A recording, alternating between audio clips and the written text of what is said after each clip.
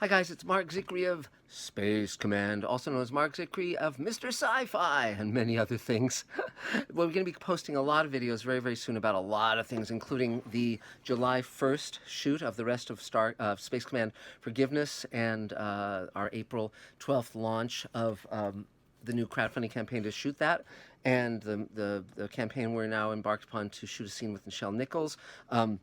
If you want to help make that happen, if we can sell 2 more shares of Space Command at $7,500 each, we can roll camera on the scene with Nichelle, I think. So, because it involves flying Ethan McDowell, our lead from Atlanta, all sorts of things to get that up and on its hind legs. But and we're still in the discussion phase. But if anyone's been wanting to buy shares of Space Command and wants it put to a really, really good use, that would be great. So just call me at 323-363-1259 or email me at marczicree@gmail.com. I first met Nichelle when I was 10 years old when she was on Star Trek. I'll be doing a video about this very, very soon, but I would love to be able to have her in Space Command and really pay tribute to this amazing, amazing woman. So anyway, but that's not what we're here to talk about today. What we're here to talk about is the Red Angel episode of Star Trek Discovery, which I just watched. And as you know, I've been reviewing Star Trek Discovery this season and last season, and it stars Doug Jones, who's one of our lead characters in Space Command. He's basically a special guest star, but he's quite wonderful. And if you haven't seen the first hour of Space Command, just look up on Mr. Sci-Fi the Space Command pilot. It's an hour long. It has trailers for 5 more hours of the first season of Space Command. Really, really, I think you'll love it. And but here's the thing about the Red Angel. Okay, the second season, in my opinion, is better than the first season. It's more cohesive, less crazy, has less nutty stuff in it. But it's very, very clear in many of the episodes that they've decided on what they want their set pieces to be, and they basically bent everything else out of shape to fit those set pieces. And that can be extremely problematical, because then what happens is you don't feel that there's a logical progression to the episode. You feel that, oh, it was supposed to arrive at R, and so they just kind of set up everything to R. And of course the audience goes, R, you know, they're all turned into pirates. But essentially, here's my my thought about the Red Angel. Again, it's not a bad episode. It's got lots of action. It's got cool stuff. The sets are beautiful, gorgeous. I like most of the cast, and and everyone's trying really hard. But okay, let's just walk through it, and I'll say what I liked, what I didn't like, all that stuff, and and then eventually I'll get to the Orville. I've also been watching season 3 of The Expanse, and I'll be doing a video about that. My friend Mark Fergus is one of the executive producers on that show and developed it for television, and I had lunch with him about a week ago, which was great fun. Lots to talk about on that. But okay, the Red Angel. So if you remember the last episode of Star Trek Discovery, they finally gave an episode with some meat to Ariam, who was known as Robot Girl by, the actress and others. And we found out that she'd been a human, and she had this husband, and he was killed in a shuttle crash, and she was wounded, damaged to a point where they had to give her this cybernetic body, and she's taken over by Section 31's artificial intelligence, which wants to destroy all sentient life in the universe, etc. And she sacrifices her life very movingly. So this episode opens with her funeral. Now, first of all, they have her on the slab with her eyes open. They crack open her head and empty out all of her information, which is kind of creepy when you really think about it. I thought they'd leave her to kind of float in space and be, like with Spock, where they fire him into space. And I think mentioning Spock's death, it's useful to compare with Ariam's death, because one thing you learn writing for television is that don't expect the audience to feel what the characters feel unless you have taken the audience there emotionally, unless the audience really is invested in the character who's died. And while the previous episode was moving, and I liked the actress, and I've met her, and she's great, and I want to work with her, and I thought the episode was really interesting. We haven't seen any scenes with her where, Anthony Rapp's character gets to know her, and Spock, of course, never got to know her, and all these characters, over 2 seasons, there'd been no character development with her. She was just the character, the robot girl on the bridge who looks this way and then looks that way, and that was it. It says something in a robot voice. And And if you have a character that the audience does not have a strong connection to, you do not spend a lot of time eulogizing her.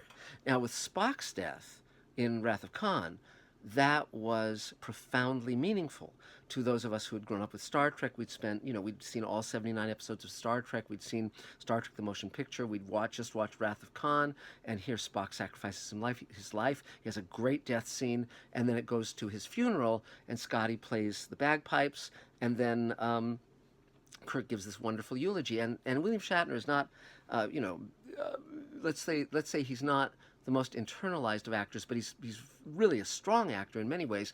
And he had a trick that he used in that scene, which is that when he says that of all the souls he's known in his travels, Spock was the most human, and he chokes up on the word human, or just before he says human, and then he has to, his voice cracks, and he has to kind of push that down, lock that away, and say human through kind of a raspy voice. And it was just this wonderful moment, because you get a sense of how profoundly he feels for Spock. And even though the actors had their disagreements in the past, but because we felt that way, we felt moved. That was a scene that moved many of us who were Star Trek fans to tears. And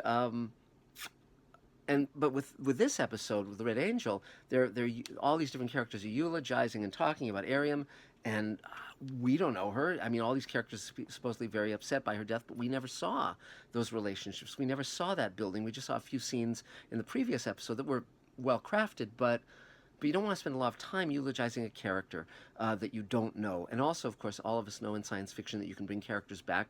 I think they've now cast that same actress in a different role, and she's going to be part of the bridge crew. I have to check the credits and see if I'm right about that. I think I am. But again, we'll see what happens. But so that was the first thing that kind of got me going, oh, Jesus, I'm sitting through this funeral, and here's all these characters tearing up, and never saw a single scene with them interacting with her in a personal way and all of that.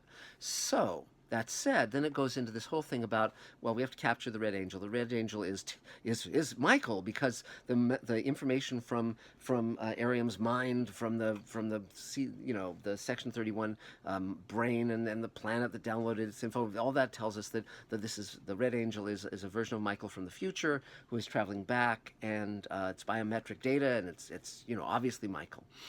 First of all, it's odd that they don't question that more thoroughly, because again, it's dubious, but they're trying to get us to believe as viewers that it's her from the future. Now, also another thing, by the way, is we've already established that there's the Mirror Universe. We've got one of the Mirror Universe characters on the ship, Michelle Yeoh, and also they established that Michael had died in the Mirror Universe, but of course other characters have supposedly died and then come back in the Mirror Universe. So, so you're thinking, well, is it Michael from the Mirror Universe? What's going on here? But okay, but so then they decide that the Red Angel only comes when Michael's life is in danger. And by the way, the Red Angel design is very similar to a design for a flying suit for Doug Jones's character, Dornevan, that Ian McCaig, our character designer, who also designed Darth Maul and Queen Amidala and many, many famous characters, iconic characters in film, he did this design for a flying suit that looks a lot like the Red Angel. And I'm not saying that there's any crossover, anyone saw my design and came up with that, but I'll show it to you next time, and you'll see it's very, very similar. But okay, so they decide Michael says, well, I have to be killed or almost killed, and that'll bring the Red Angel, and then we'll trap it. Okay, so they arrange for her to go on a planet, and they pump the oxygen out, and they open up the thing, and they don't pump the oxygen out, they just turn off the oxygen, and they open the roof, and she's dying, and Spock holds everyone at bay so that she actually dies. And then the Red Angel appears and resuscitates her with an energy beam. Okay, and then it's revealed once they trap her that it isn't Michael, it's Michael's mom. So that's the R. That's the R in the alphabet that they were getting to, which is it isn't Michael, it's her mom, because they've said it's Michael. All right, and they also established, by the way, that Michael's parents were Section 31 operatives, and Michael didn't kill them by making them stay to watch this supernova. They had stolen a time crystal from the Klingons to make their time travel suit work, and the Klingons caught up with them and killed them. Okay, so Michael isn't to blame. That the backstory is okay, but the present story is like, okay, let's just, again, the problem with a lot of science fiction is that if you apply logic to it, if it's not well thought out, it falls apart. And in this case, it's like, well, wait a minute, you're trying to trap a Michael from the future.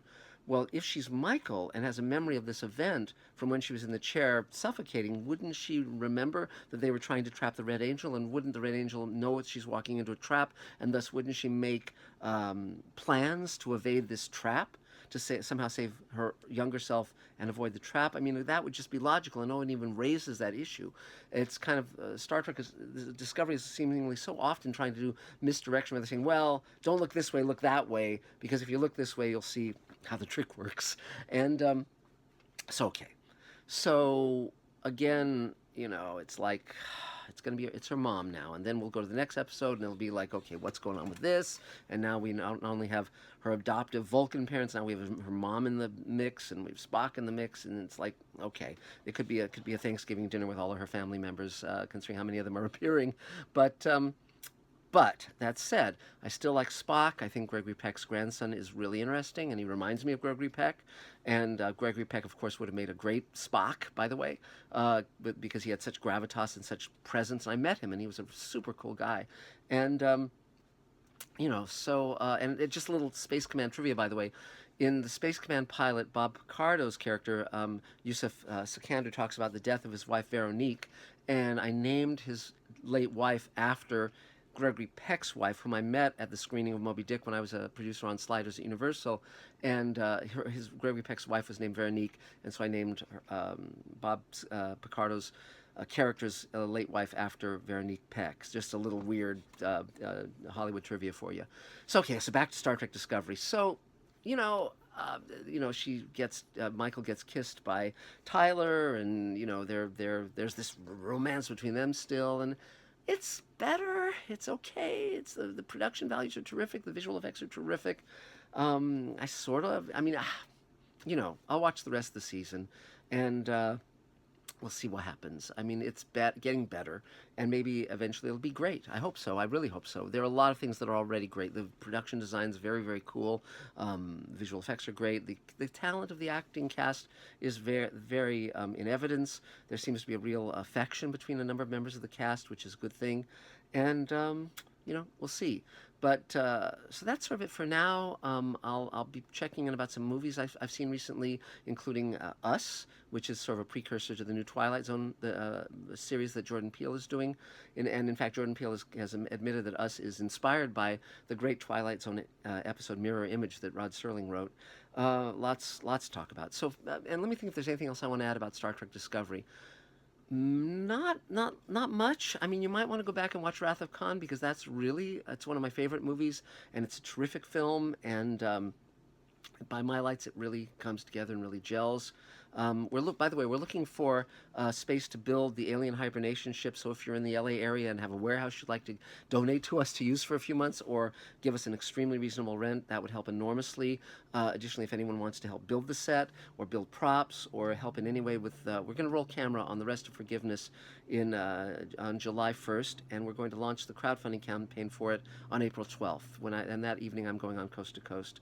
So and I'm at the Paperback Show tomorrow. If you want to come see me and get a signed copy of the Twilight Zone Companion, the new one, and so on and so forth. I'm going to be at WonderCon. I'm going to be at a number of conventions and events and so forth. So just subscribe to Mr. Sci-Fi, throw some dollars our way via Patreon, buy 2 shares in Space Command, and that makes it much easier for us to shoot the scene we want to do with Nichelle Nichols. So anyway, that's it for now.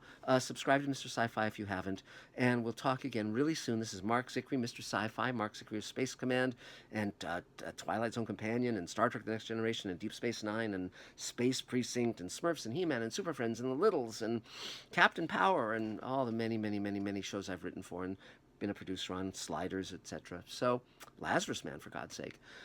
So that's it. And in fact, I also was the executive story editor on a really cool show called Beyond Reality that is not well known now. And I may put an episode or two of mine on this channel, just so you guys can share what we did with Sherry Belafonte and that show. So that's it for now. Talk to you soon. Thanks a lot. Bye, guys.